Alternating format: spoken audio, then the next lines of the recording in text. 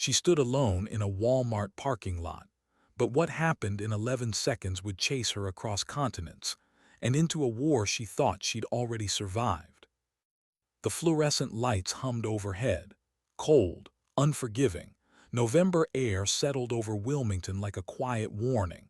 Catherine Sullivan kept her head down as she loaded groceries into the back of her rusted truck, just another cashier finishing a late shift, blonde hair tied back, worn jeans, tired eyes. But her posture never relaxed. Her peripheral vision scanned reflections in tinted windows. Her pulse held steady at 62 beats per minute, the same rhythm she once held through a 1,000-meter shot in Helmand Province. She had been dead for 3 years. Dead on paper, dead to the world, dead to the ghosts that followed her home from Syria. Until Brock Hadley grabbed her hair. "Stay right there." The pain was sharp, sudden, primitive. And something inside her, something disciplined and buried, rose without asking permission. 3 seconds. That's all it took for the first body to hit the asphalt. 7 seconds. The second went down bleeding. 11 seconds. The third was running. Catherine stood alone again, chest steady, hands still, groceries scattered around unconscious men. She could have walked away, could have driven home and pretended none of it happened. But the security camera blinked red. And somewhere in that red light, her old life blinked back on. By midnight, the video had millions of views. By 2:30 a.m., a knock came on her truck window. Master Chief Mike Delaney looked older, smaller, but his eyes hadn't changed. "You lasted 3 years, Katie," he said quietly. "That's longer than I thought." She wanted to be angry, wanted to slam the door in his face. Instead, she felt something worse. Relief. Because running is exhausting. And part of her had been waiting to be found. Inside her trailer, under bare walls and a single framed photograph of her father in dress whites, Mike laid out the truth.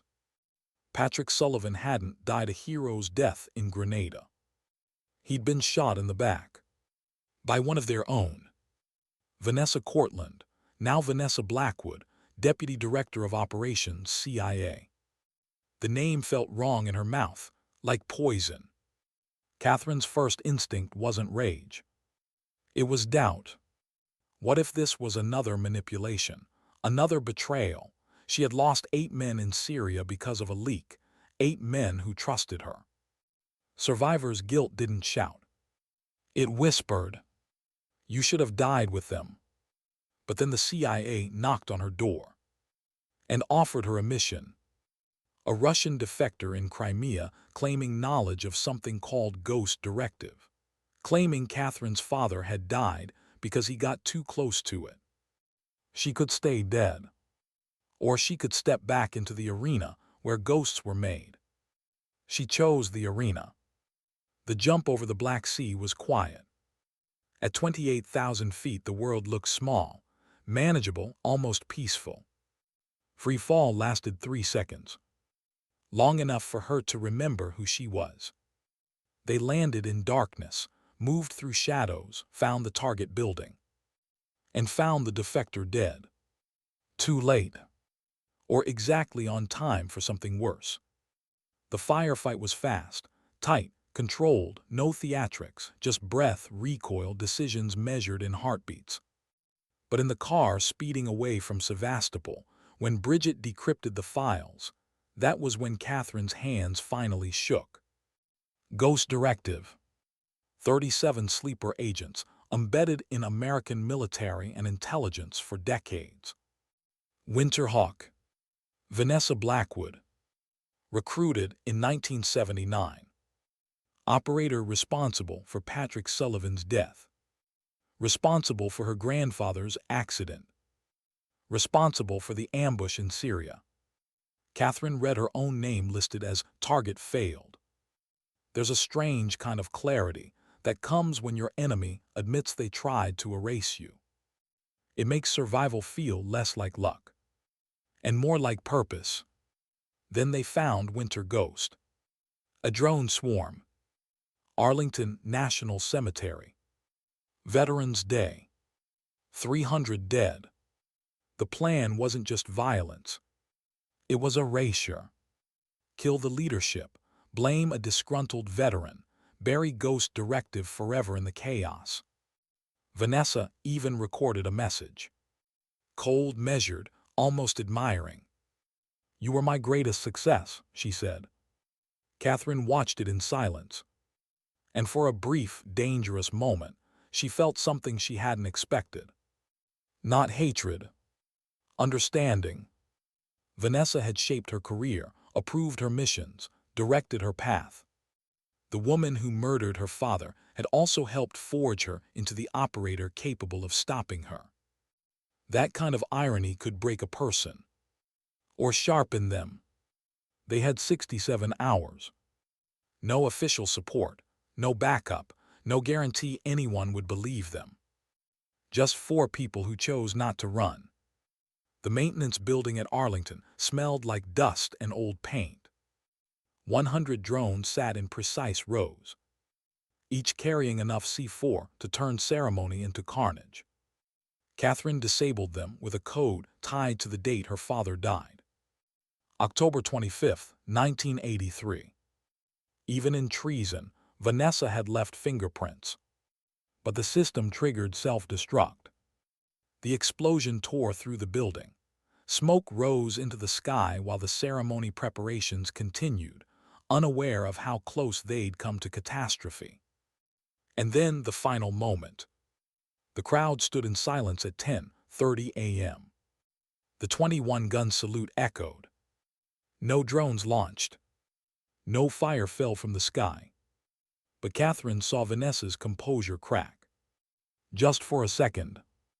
Vanessa moved. Hand into coat. Walther PPK rising. Targeting the Secretary of Defense. 10 yards.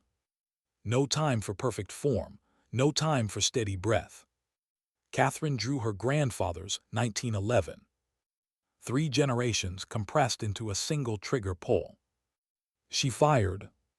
Vanessa spun. The shot went wide. Secret Service tackled them both. Grass pressed against Catherine's cheek as cuffs tightened around her wrists. For a moment she almost laughed. After everything, this was how it ended. But Cordell arrived, evidence surfaced, sleeper agents were detained, files decrypted. And Vanessa Blackwood, Winterhawk, was arrested in front of the very leadership she tried to destroy. Bleeding, smiling. "You're standing here because of me," Vanessa whispered. "I made you." Catherine knelt in front of her. "You didn't make me," she said quietly. "You tested me." There's a difference. In the weeks that followed, Ghost Directive unraveled, names exposed, careers ended, trials prepared. Catherine testified behind closed doors, no cameras, no applause. The world would never know how close it came to burning. And she preferred it that way. She returned to Wilmington months later. Same parking lot. Same fluorescent lights. This time, no one recognized her. The internet had moved on. It always does. She loaded groceries into her truck. Her hands were steady. But something inside her had shifted. She wasn't running anymore. She wasn't hiding from ghosts. She had faced the woman who killed her father, faced the architect of her suffering, and chosen not to become like her. Because strength isn't about domination. It's about restraint. It's about standing watch when no one knows your name. As she drove home under a quiet Carolina sky, Catherine understood something her father must have known too. Legacy isn't what they write about you. It's what you protect when no one is looking. Sometimes dignity doesn't shout. It doesn't demand credit. It doesn't even survive the headlines. Sometimes dignity simply acts. And walks away. Why did the silence after the jump feel heavier than the gunfire that followed? The C-130's red lights washed over Catherine's face as she checked her altimeter for the 3rd time. 18 minutes to drop. The Black Sea below was an endless sheet of ink, broken only by faint reflections of distant ship lights. She had jumped into darker places, but tonight felt different. Because this time, she wasn't just chasing a mission. She was chasing her father's ghost. Across from her, Master Chief Mike Delaney sat motionless, oxygen mask secured, eyes closed. To anyone else, he looked calm. Catherine knew better. He was running variables, wind drift, landing patterns, worst-case scenarios. He taught her that habit when she was 15. Hope is not a plan, he used to say. Preparation is. Grace Remington caught Catherine's eye from the opposite bench. A subtle nod. No fear, just readiness. Bridget Ali adjusted her headset, muttering softly as lines of encrypted traffic scrolled across her tablet. Catherine felt it then.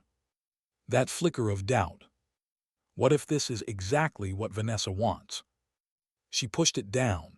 There would be time for doubt later. For now, there was gravity. The ramp lowered. Wind screamed into the hold. 5 fingers from the loadmaster. 4, 3, 2. She stepped into nothing. Free fall lasted only seconds, but in that brief surrender to the void, she felt strangely alive. Air roared past her helmet. Her body remembered what her mind had tried to bury for 3 years. This is who you are. Her chute snapped open. The violence of the deceleration jolted her ribs, but she stabilized quickly, steering toward the faint sliver of coastline 20 miles ahead. They glided in silence.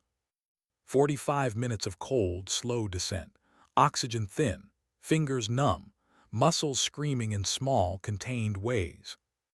No hero music. No dramatic speeches. Just wind and endurance. They touched down on sand hardened by winter frost. Catherine rolled, released her chute, and immediately began dragging it toward cover. Mike landed seconds later, favoring his left knee slightly. "You good?" she whispered. "Been worse," he replied. That was Mike's version of honesty. They moved inland under a sky beginning to pale with pre-dawn light. Sevastopol waited ahead, a city layered in history and surveillance. The apartment block looked abandoned from a distance. Soviet-era concrete, cracked balconies, rust-stained walls. Too quiet. Catherine felt it before she saw it. The door to 4D stood slightly ajar. Her pulse did not spike, but something inside her tightened. Ambush. She signaled Grace. They entered on silent count. Left, right. Clear. Then not clear. The body lay sprawled across the living room floor. Dmitry Volkov, a single round through the forehead, execution style. Powder burned still fresh. Catherine crouched beside him. She felt no triumph, no relief. Only the weight of being seconds too late. Or seconds too precise. "Check his extremities," she murmured. Grace's fingers found the micro SD card tucked into his sock. There it is. The bathroom door exploded open. Gunfire cracked through the confined space. Catherine pivoted, firing 2 suppressed rounds center mass before the FSB agent fully cleared the doorway. He dropped hard. More boots thundered in the hallway. Grace deployed a flashbang. The blast compressed the air. Catherine moved through smoke and disorientation, firing controlled pairs. No wasted rounds. No wasted movement. This wasn't rage. This was discipline. On the rooftop, dawn was bleeding into the sky when the next wave appeared. 4 agents, weapons raised. Catherine dove. Concrete chipped where she'd stood. Mike's sniper rifle spoke from 400 yards away, calm, surgical punctuation. 1 down. 2. She closed distance, fired once, a head snapped back. The last agent retreated down the stairwell. "Rooftop's hot," she said into comms. "Exfil east." The fire escape rattled under their weight as they descended. Russian sirens wailed in the distance. This part always felt surreal. The world continuing, while lives ended quietly in its corners.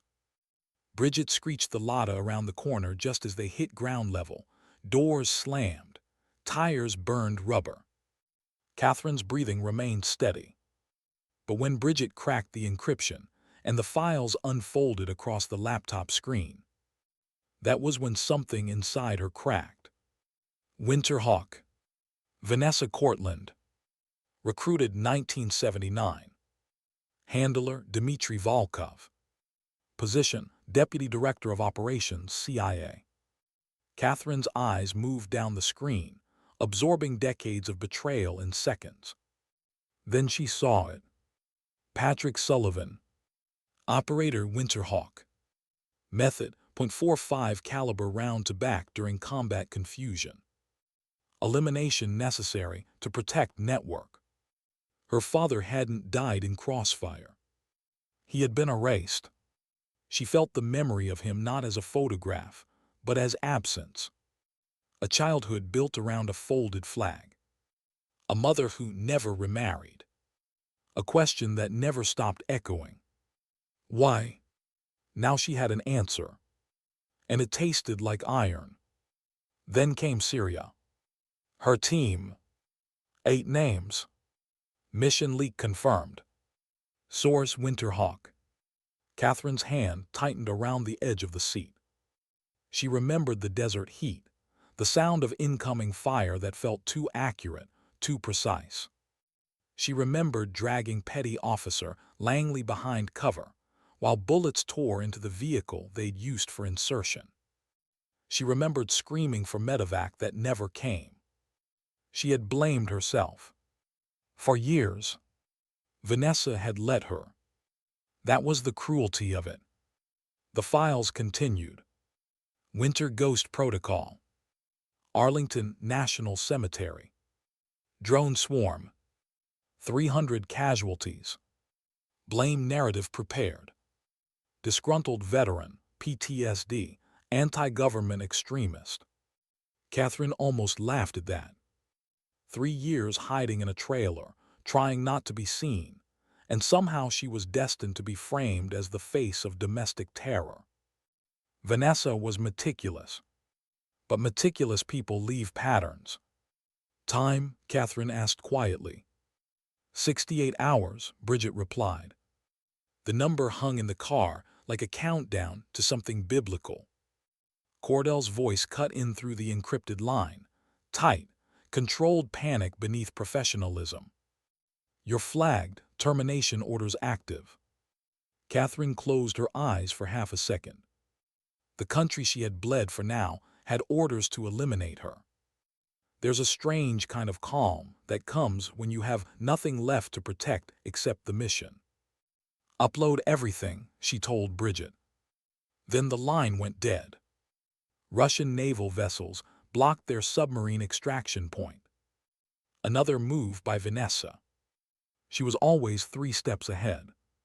Unless Catherine stopped reacting and started predicting. They made for Istanbul by ferry, slipping through bureaucratic cracks and bribed checkpoints. On the ferry in a small locked cabin, they watched Vanessa's recorded message.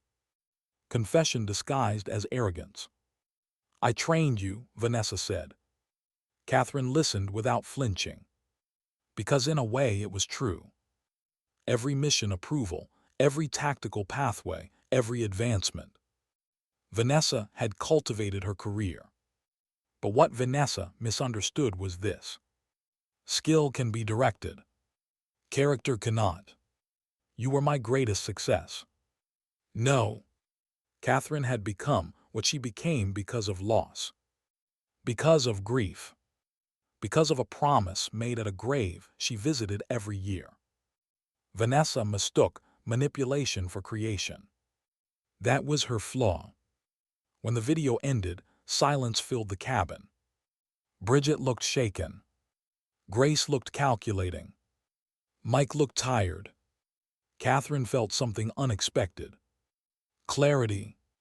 We go back, she said. 4 people, Bridget asked. 4 people, Catherine repeated. because sometimes the scale of the threat doesn't change the responsibility. Arlington would be filled with veterans, families, children placing small flags in grass. It would be filled with people who believed sacrifice meant something. Catherine couldn't let it become a stage for betrayal.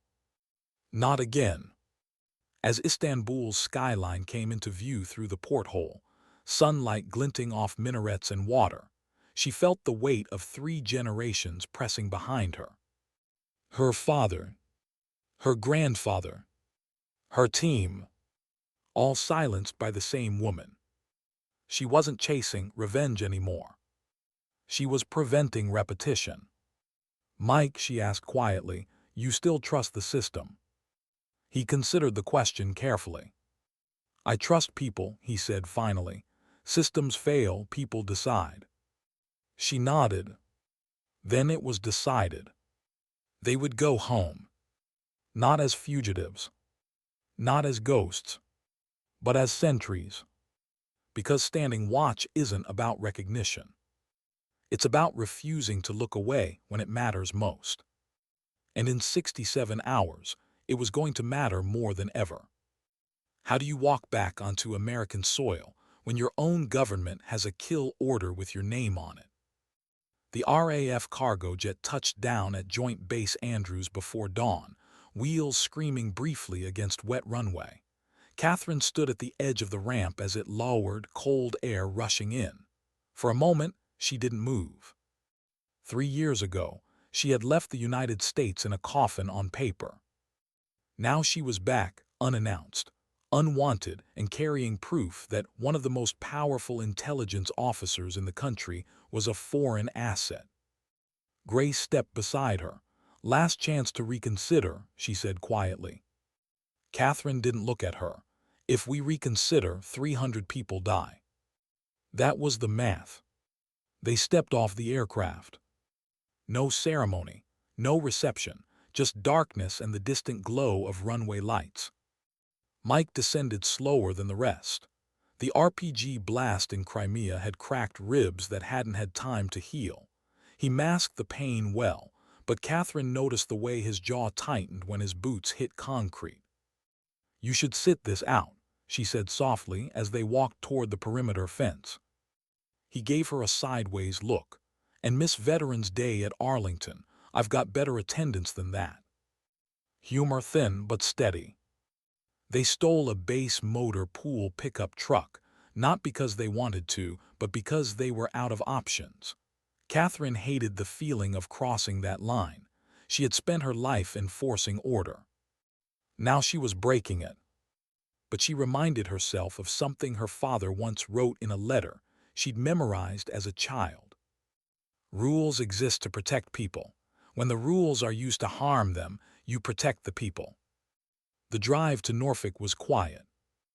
Bridget monitored communications from a secured laptop balanced on her knees.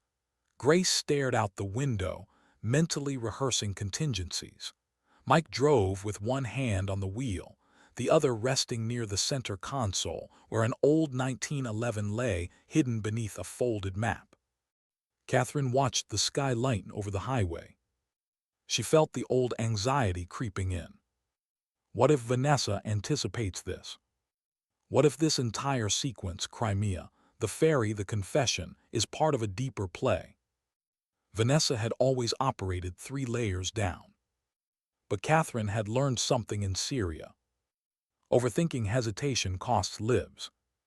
Action, even imperfect action, shifts momentum. They reached Mike's compound in the Outer Banks just after sunrise. Pine trees surrounded the property, their tops swaying in coastal wind. The converted warehouse looked unchanged, steel siding faded, chain-link fence intact. Inside smelled like oil and wood polish. History lived in that space. Photographs lined the walls, teams from the 70s and 80s. Young men with salt water in their hair and defiance in their eyes. Catherine found her father in 3 of them. Always smiling. Always leaning slightly forward, as if eager for the next challenge. Mike stood beside her. "He was never good at standing still," he murmured. "Neither am I," she replied. They didn't say the rest. The weapons locker opened with a heavy metallic sigh. Catherine felt the weight of choice as she surveyed the contents. Rifles, shotguns, pistols, tools she had mastered long ago. But this mission wasn't about fire superiority. It was about precision. She chose the SIG P226 she'd carried overseas. Familiar grip, balanced recoil, and from a smaller case at the back, Mike withdrew a worn Colt 1911. "Your grandfather," he said, handing it to her.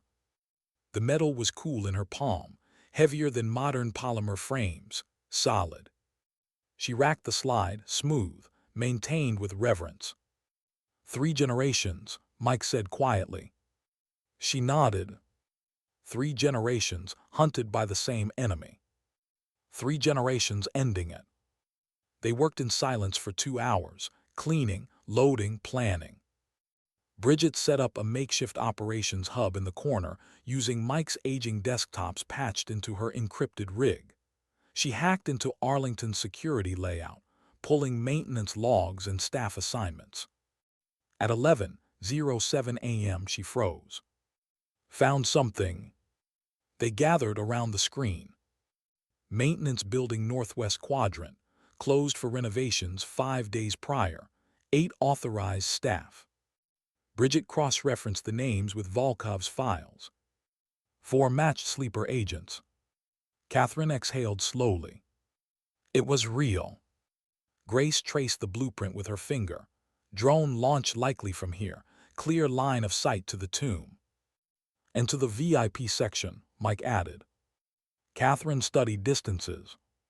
400 yards. Close enough to guarantee devastation. Far enough to create confusion. "They'll launch during the 21-gun salute," Bridget said. "Sound cover." "Clever." Catherine felt that familiar tightening in her chest again. Vanessa always built layers. Primary strike. Backup deployment. Self-destruct protocols. And narrative framing already prepared. If Catherine failed, she wouldn't just die. She would be remembered as the villain. Strangely, that part bothered her less than she expected.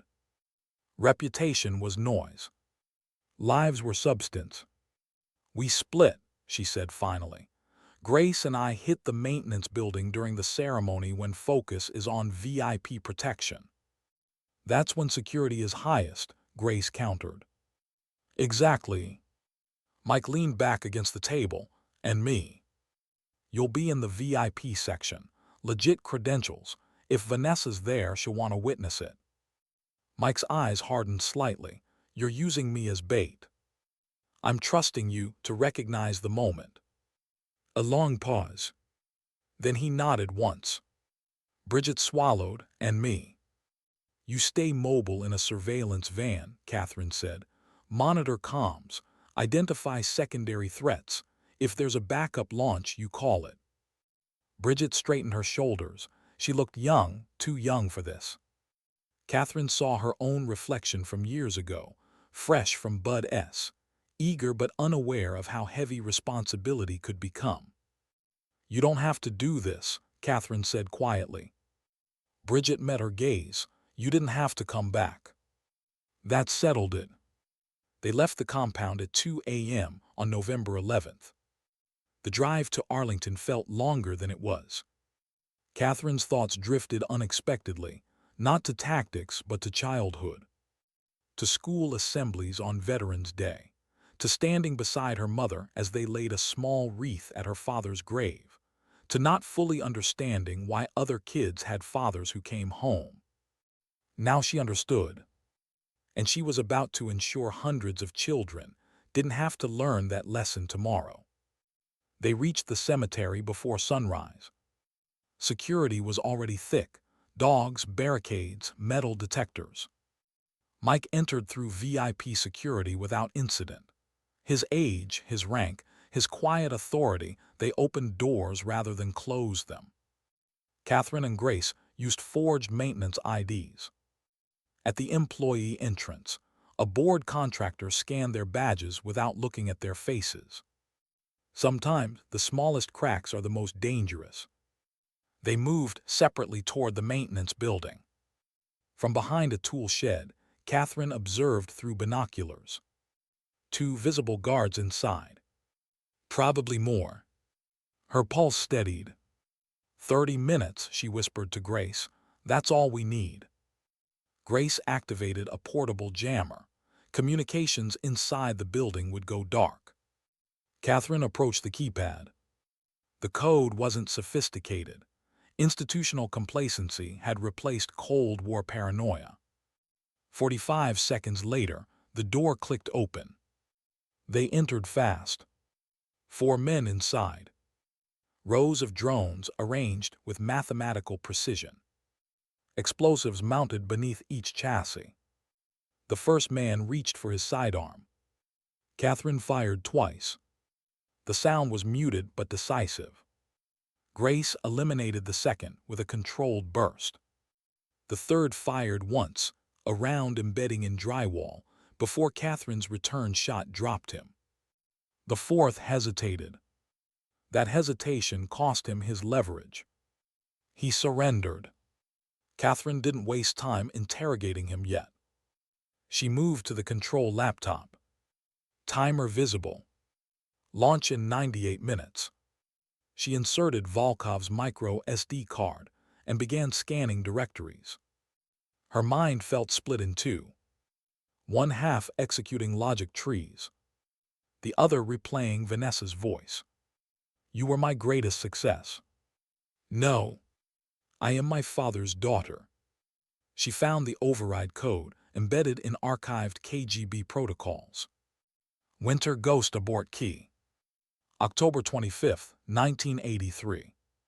The day Patrick Sullivan died. Vanessa had chosen that number. Was it arrogance? Or sentiment? Catherine didn't care. She entered the code. Abort launch. Yes/no. She pressed yes. The drones powered down in unison. A collective mechanical sigh. Relief flooded her system. Then the screen flickered. Secondary protocol activated. Self-destruct in 60 seconds. Grace's eyes widened. Out. They sprinted. 50 yards. Concrete barrier. The explosion rolled outward in a contained blast. Windows shattered. Smoke billowed upward. Not catastrophic, but symbolic. Evidence destroyed. Vanessa always cleaned her messes.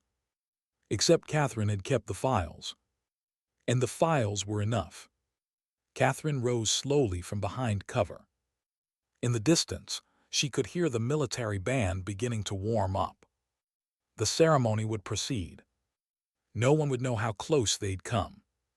She looked at Grace. You okay? Grace gave a tight nod, still breathing. Catherine allowed herself one small breath of gratitude. Primary threat neutralized. But Vanessa was still inside the cemetery. And wounded predators were often the most dangerous. As the crowd began to gather in thousands near the tomb of the unknown soldier, Catherine blended into the edges. Veterans stood in rows, families held small flags, politicians rehearsed speeches about sacrifice. Sacrifice. The word felt different now. Sacrifice wasn't loud. It wasn't viral. It wasn't even remembered correctly sometimes. It was simply choosing to stand where others couldn't. Catherine scanned the VIP section. And there she was. Vanessa Blackwood. Composed. Immaculate. Watching the stage where her plan was supposed to unfold. Catherine felt no trembling now. No anger. Just a steady, grounded awareness. This ends here. The 21-gun salute approached. The sky was clear. The air sharp. Vanessa checked her phone. Confusion flickered across her features. Just for a heartbeat. And in that heartbeat, Catherine knew. The hunt had turned. The next move would decide everything. What does betrayal look like when it realizes it is lost? At 10:27 a.m., the sky above Arlington was painfully blue, the kind of blue that feels almost sacred.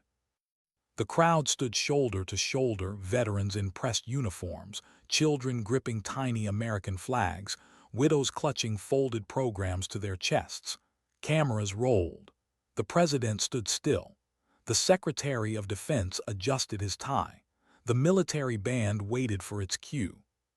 Catherine stood 20 yards back, just another face in the sea of ceremony. But her eyes never left Vanessa Blackwood. Vanessa looked composed. That was the frightening thing. Even after the maintenance building explosion, even after her drones failed to launch, she sat straight-backed, hands folded neatly over her purse, eyes forward. The perfect public servant. The perfect traitor. The first cannon cracked for the 21-gun salute. The sound rolled across the cemetery, deep and ceremonial. Catherine watched Vanessa's right hand. Still. Second cannon. Vanessa's gaze flicked downward toward her phone. Nothing. Third cannon. There it was. A tiny fracture. Confusion tightening the corners of her mouth. The launch window had passed. The sky remained empty. No mechanical hum, no descending swarm, no sudden chaos. Just silence between cannon blasts. And in that silence, something ancient shifted. Predators recognize when prey becomes threat. Vanessa stood. It was subtle, almost polite, as if she were stepping away to take a call. But Catherine saw the urgency beneath it. Vanessa moved toward the VIP exit corridor, security detail adjusting around her. Catherine moved too. Not fast. Not aggressive. Just deliberate. 10 yards closer. Another cannon blast echoed. Mike stood near the rope line, cane in hand, posture slightly stooped, the perfect image of an aging veteran paying his respects. But Catherine knew his eyes were locked on the same target. Vanessa's pace quickened. Her fingers slid into her coat. Time slowed. Catherine didn't think. She recognized the micro-movement, the shift of shoulder, the angling of elbow. A draw. Vanessa wasn't retreating. She was adapting. If the drones failed, she would still salvage impact. Chaos in a crowd of 3,000 could be just as destabilizing. Catherine saw the Secretary of Defense 10 feet from Vanessa's trajectory. Unshielded in the moment between cannon volleys. Vanessa's hand emerged. Walther PPK. Classic. Efficient. Cold. Catherine's heart did not spike. Her breathing did not stutter. She stepped through 2 startled veterans, hands sliding beneath her jacket. The weight of her grandfather's 1911 felt grounding. Familiar.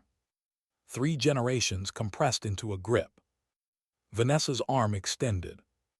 Barrel rising. 8 yards. 7. Catherine cleared leather. The world narrowed to sight picture and intention. She didn't aim for center mass. She aimed for interruption. She fired. The .45 round cracked through the ceremonial silence. Vanessa's shoulder jerked backward, blood blooming dark against her coat.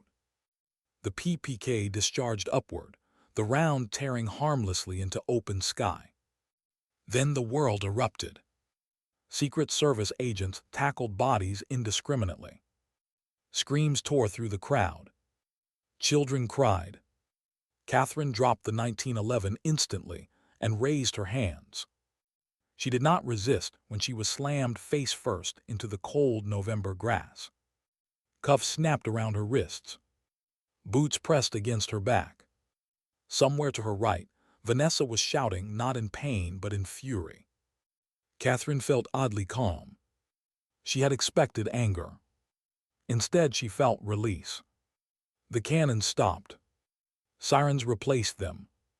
Voices barked orders. Then another voice cut through the chaos. "Stand down, CIA authority." Alexander Cordell. Credentials flashing. Authority reasserting itself. Hands pulled Catherine upright. Her cheek was wet. She wasn't sure if from dew or blood. Vanessa knelt 20 feet away, held upright by two agents. Blood ran down her sleeve, staining white cufflinks red. Their eyes met. For the first time, there was no mask. Just recognition. Vanessa smiled faintly. "You were always quicker than your father," she said through clenched teeth. Catherine stepped closer despite the agents. "You shot him in the back," she replied evenly. "That doesn't make you faster, it makes you afraid." Vanessa laughed softly. "You think you won today?" 300 people are alive," Catherine said. "That's enough." Vanessa's expression hardened. "You're standing here because I shaped you. Every promotion, every mission. I curated your rise. You were the weapon I sharpened." Catherine felt the old doubt brush against her ribs. For a heartbeat. Then she let it go. "You didn't sharpen me," she said quietly. "You tested me." A subtle shift crossed Vanessa's face. Cordell stepped forward, voice formal now. "Vanessa Blackwood, you are under arrest for espionage, treason, and conspiracy to commit mass murder." The words sounded almost surreal against the backdrop of marble headstones and autumn leaves. Vanessa didn't fight the cuffs. She simply leaned closer to Catherine and whispered, "You'll never outrun what this job makes you." Catherine held her gaze. "I'm not running anymore." As Vanessa was led away, Catherine felt something she hadn't expected. Not triumph. Not vengeance. A strange hollow quiet. The ceremony grounds were cleared. Officials ushered away. News helicopters began circling overhead. Narratives would be constructed by evening. But the truth, the real truth, would remain classified. 3 hours later, Catherine sat in a secure holding room inside a federal building in D.C. No window. Metal table. Cuffs removed. Cordell entered alone. He looked older than he had that morning. "She confessed," he said simply. Catherine didn't react. She couldn't help herself. Pride. It always slips in at the end. "Ghost directive?" Catherine asked. "Rolling up fast. We've already detained 6 confirmed assets. NSA is combing decades of communications. It's extensive." She nodded once. Her father's death. Her grandfather's accident. Her team in Syria. None of it random. All threads of one design. "And me?" she asked. Cordell studied her carefully. "You're officially still dead." "A beat. Unofficially, you saved the Secretary of Defense and prevented the largest domestic attack in modern history." "That won't be public." "No." Silence settled between them. Catherine looked down at her hands. Steady. For 3 years, she had hidden because survival felt undeserved. Now she understood something else. Survival can also be obligation. Later that evening, she stood alone outside the building. D.C. traffic hummed. The world moved forward, unaware of how close it had come to collapse. Mike joined her, cane tapping softly on concrete. "Your father would have been proud," he said. She swallowed. "I hope so." He studied her face. "You're not satisfied." It wasn't a question. "I stopped her," Catherine said, "but I keep thinking how many more like her are buried." Mike nodded slowly. The Cold War didn't end clean. It just went quiet. Grace and Bridget approached from across the parking lot. Bridget looked exhausted but exhilarated. 17 additional sleeper names confirmed across NATO, she reported. "We cracked more than we realized."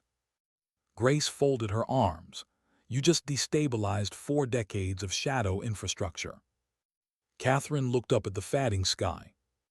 It felt bigger somehow, clearer and heavier. Vanessa said something, she murmured. She said, "I'll never outrun what this job makes you." Mike gave a low chuckle. "She's right." Catherine glanced at him sharply. He shrugged. "This job does change you. It scars you, it hardens you, but it also reveals you." He met her eyes. "You had every reason to become her: grief, anger, loss. Instead, you chose restraint." Catherine felt that settle inside her. Restraint. Not weakness. Strength. Because she hadn't killed Vanessa when she had the chance.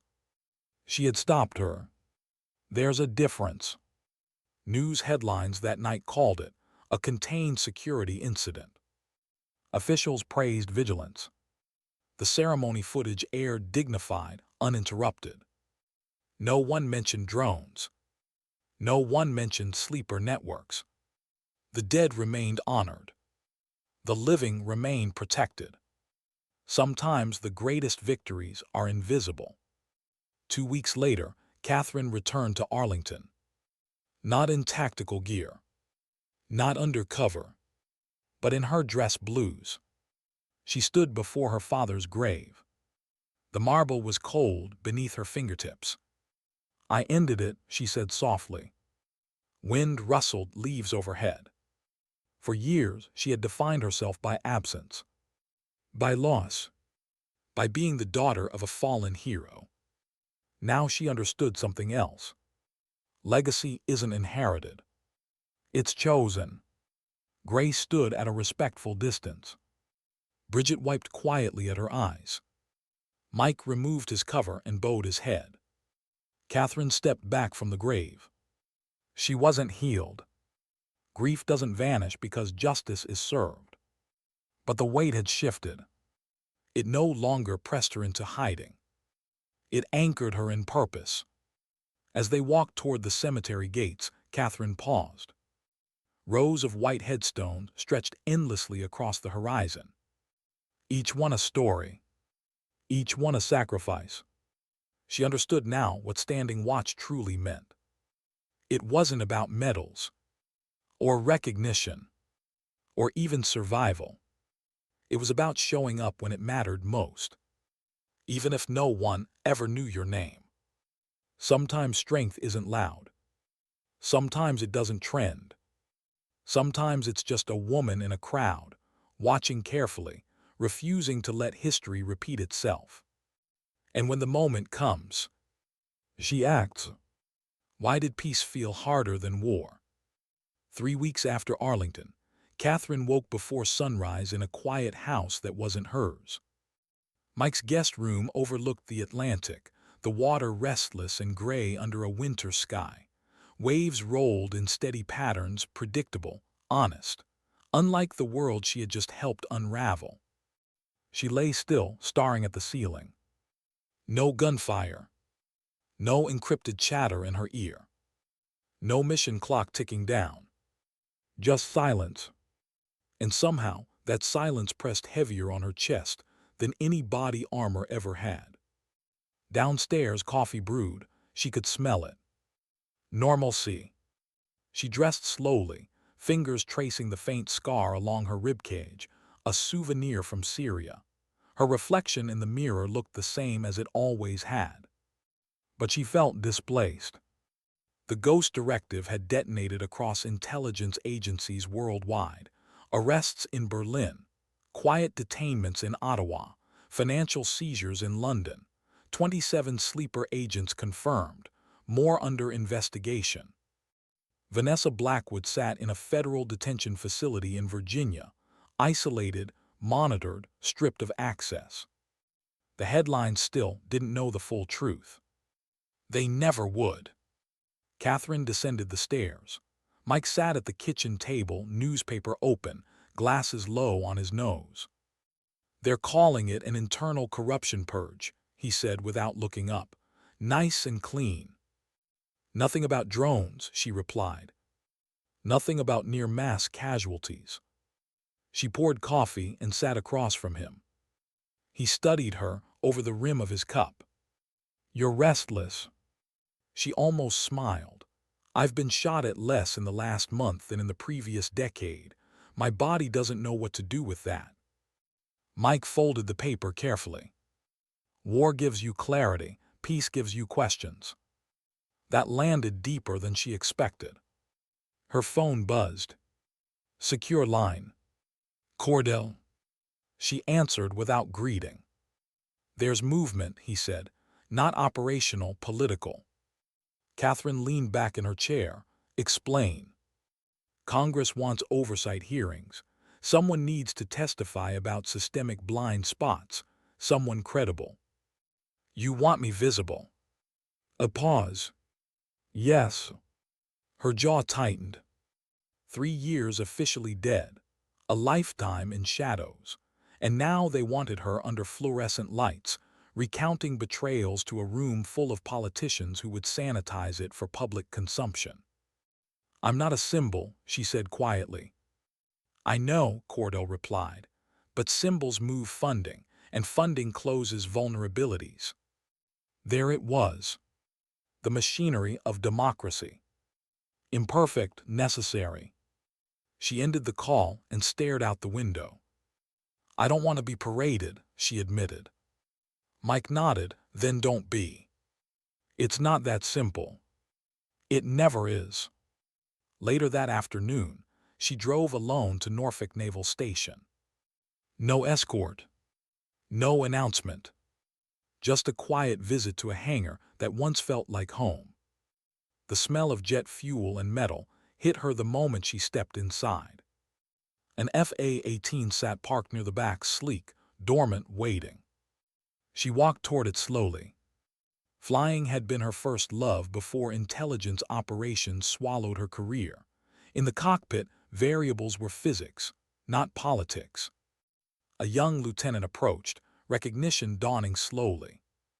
"Ma'am, are you?" "No," she interrupted gently, "just visiting." He hesitated, then smiled awkwardly. "Well, welcome back, whoever you are." She almost laughed. "Whoever you are." That question felt larger now. Was she still an operator? An analyst? A ghost? Or something else entirely? She placed a hand on the aircraft's nose cone. For a brief moment, she imagined climbing into the cockpit, strapping in, launching into open sky where decisions were immediate and consequences clear. But running toward altitude wouldn't solve what waited on the ground. That evening, Grace called. "I've been offered reassignment," Grace said bluntly. "Joint Counterintelligence Task Force. They want us to build something new." "Us?" Catherine felt the word settle. "They approached me too," she admitted. And I don't know if I'm done fighting or just tired." Grace was quiet for a long time. "You're not tired of fighting," she said finally. "You're tired of fighting alone." That hit somewhere unguarded. Syria had fractured her trust. Vanessa had weaponized it.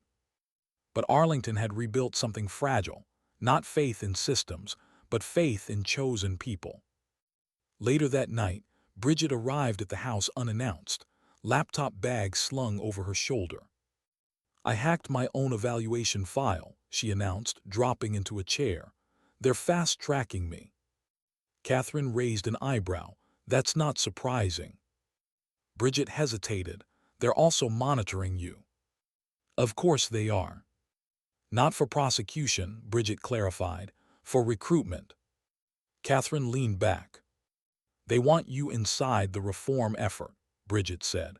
"They think you can identify weaknesses before they metastasize." "And what do you think?" Bridget met her eyes squarely. "I think you're the only person who's seen the entire board." The ocean wind rattled the windows. Catherine felt the old internal split widening again. Part of her wanted to disappear, take a remote consultancy role, train from the shadows, avoid public scrutiny. Another part, quieter but firmer, understood something fundamental had shifted. Vanessa hadn't just betrayed the country. She had exposed structural complacency. If Catherine walked away now, she would be leaving the cleanup to people who hadn't lived through the consequences. 3 nights later, she couldn't sleep. She drove alone to Arlington again. The cemetery at night was different. Quieter, more intimate. Moonlight silvered the rows of headstones. She walked without destination until she found herself standing before the tomb of the unknown soldier. Empty. Guard rotation complete. Stillness absolute. She stood there for a long time. You'll never outrun what this job makes you. Vanessa's words echoed again. Maybe she didn't need to outrun it. Maybe she needed to redefine it. This job had made her vigilant, disciplined, haunted, but it had also made her capable. Capable of stopping something catastrophic. Capable of restraint when vengeance would have been easier. Capable of leading. She exhaled slowly. Leadership wasn't about rank. It was about responsibility, accepted when walking away would be simpler. The next morning she called Cordell. "I'll testify," she said, "on one condition." "Name it." "No grandstanding. No political theater. I speak about systemic failure, not individual glory. And the reforms we build must prioritize internal challenge, mandatory red team audits, rotational oversight, cross-agency transparency." Cordell didn't hesitate. Agreed.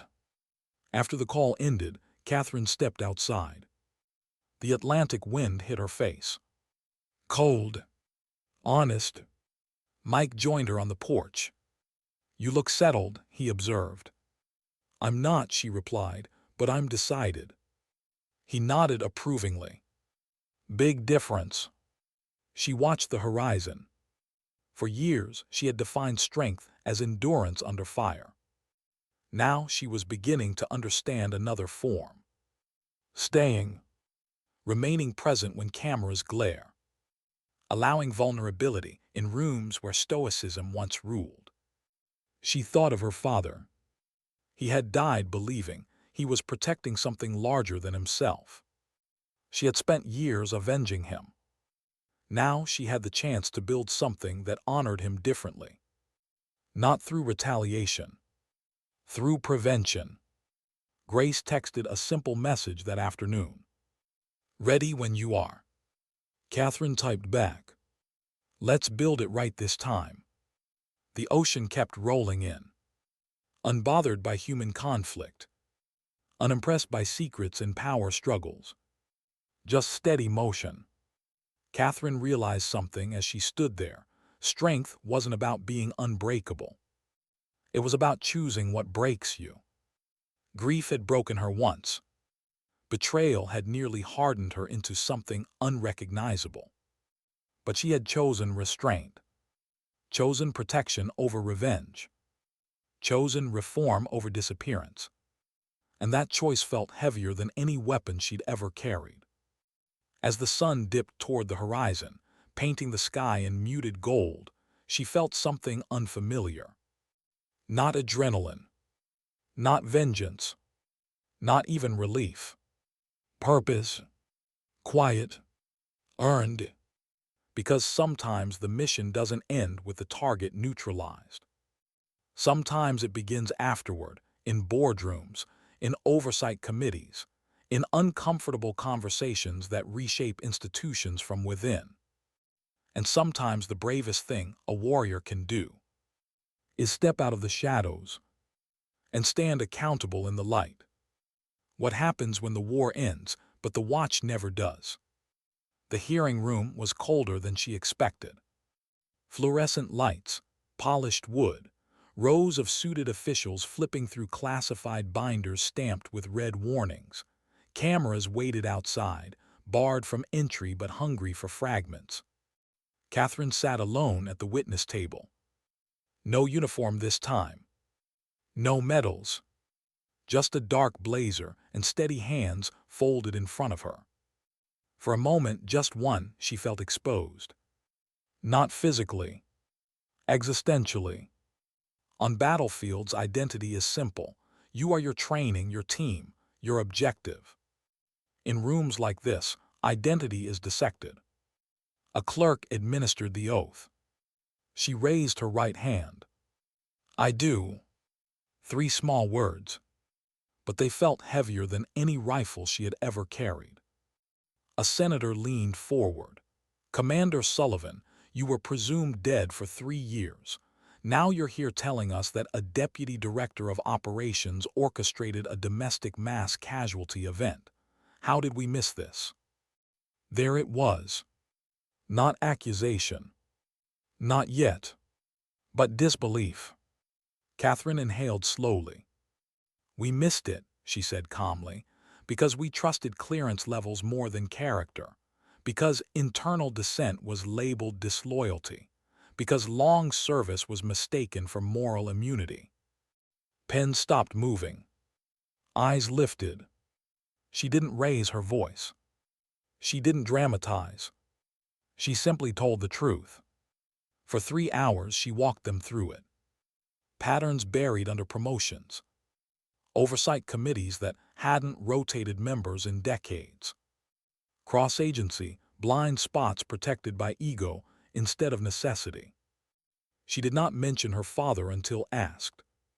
Was this personal? Another senator pressed gently. She paused. Yes, she said, at first. A ripple through the room. But if it had remained personal, she continued, I would have killed her when I had the chance. Silence. I didn't, she said quietly, because justice without accountability becomes revenge, and revenge corrodes institutions. The word surprised even her. Not because she didn't believe them, but because she had lived the alternative in her mind for years.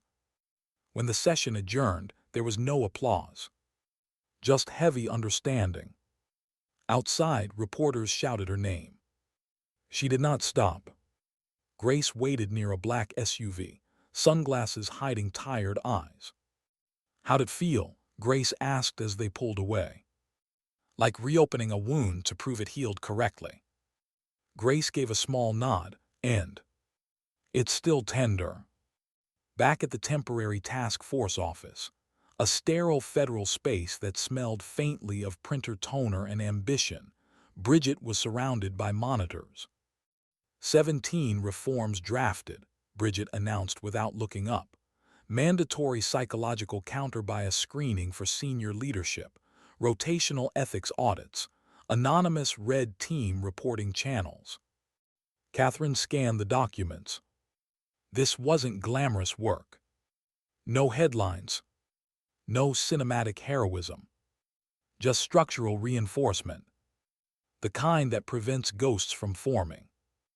Mike visited once that week. He stood quietly near the window, while Catherine reviewed budget allocations. You look bored, he observed. She smiled faintly. I look contained. He studied her carefully. Do you miss it? She considered the question honestly. Yes, she admitted. The clarity, the simplicity of right and wrong under fire. And this is gray. Mike nodded. Gray is where most damage hides. That night, alone in her apartment in D.C., a small place, intentionally unremarkable, Catherine opened an old wooden box she had carried from house to house for years. Inside were letters. Her father's handwriting. Edges worn from rereading. She unfolded, one dated 6 months before his death. If you're reading this someday and I'm not there, I hope you understand something. Service isn't about dying for your country. It's about living in a way that makes it better. She had memorized that line as a child. But only now did she truly understand it. Vanessa had believed service was leverage. A ladder. A shield. Catherine saw it differently now. Service was stewardship. Temporary guardianship of something fragile. Weeks turned into months. The ghost directive prosecutions moved slowly through sealed courts. Vanessa never requested to see her. But one afternoon, a message arrived. "She's asking for you." Catherine debated for hours. Closure was a myth, but confrontation sometimes clarifies. The detention facility was sterile and silent. Vanessa looked smaller behind reinforced glass. Older, but her eyes were unchanged. Sharp, assessing. "You look well," Vanessa said smoothly into the phone receiver. "I sleep better," Catherine replied. A flicker of something, annoyance, amusement, crossed Vanessa's face. "You think this ends with me?" Vanessa asked. "No," Catherine said. "It ends when the system stops producing people like you." Vanessa leaned closer to the glass. "I was protecting strategic balance. You exposed assets that kept wars from escalating." Catherine held her gaze. "You destabilize trust, and without trust, alliances rot." Vanessa studied her for a long moment. "You really believe reform will hold?" "I believe vigilance will." A quiet stretch of silence passed between them. "You had the chance to kill me," Vanessa said finally. "Why didn't you?" Catherine didn't hesitate. "Because I refuse to become the justification for your worldview." For the first time, Vanessa had no immediate reply. The visit ended without theatrics. No shouting. No threats. Just two women who had chosen opposite paths, standing on either side of reinforced glass. Spring arrived in Washington. Cherry blossoms bloomed along the tidal basin, fragile and temporary. Catherine walked there one evening alone. Children laughed nearby. Tourists posed for photographs.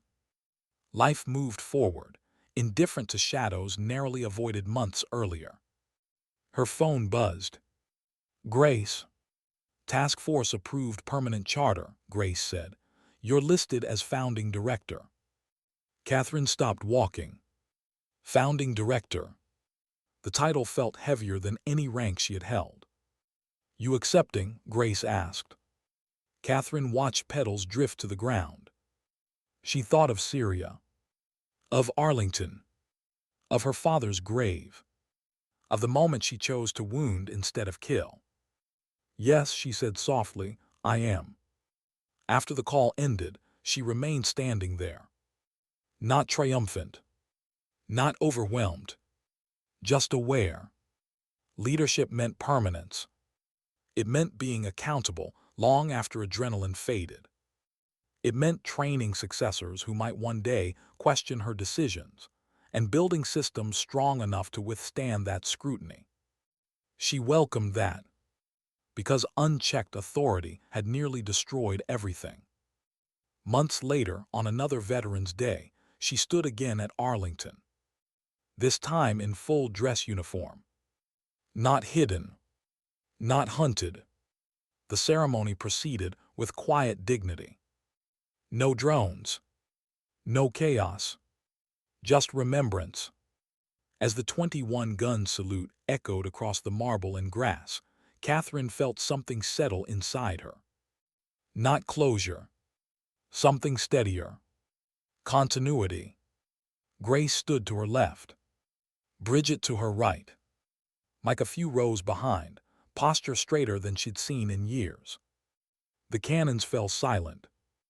Wind moved gently through the trees. Catherine looked across the endless rows of headstones and understood something with crystalline clarity. The watch never ends. It simply changes hands. Once she believed strength meant surviving the battlefield. Then she believed it meant avenging betrayal. Now she understood it meant building structures that outlive you. Guarding not just borders, but integrity. As families began placing flags at graves, a young girl tugged at her mother's sleeve and pointed at Catherine's uniform. "Is she a hero?" the child asked loudly. The mother hesitated. Catherine knelt down instead. "I'm someone who tries to do the right thing," she said gently. The girl considered that seriously, then nodded satisfied. Catherine rose and stepped back into formation.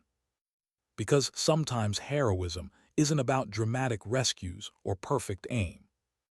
Sometimes it's about restraint, about choosing accountability over vengeance, about standing in uncomfortable light instead of comfortable shadows. Vanessa had once warned her she would never outrun what the job made her. She was right. Catherine hadn't outrun it. She had reshaped it. And as the final notes of taps drifted into the autumn air, she felt neither hunted nor haunted. Just steady. Because dignity doesn't shout. It doesn't demand recognition. It doesn't chase headlines. It simply stands watch. And when the moment comes, it acts.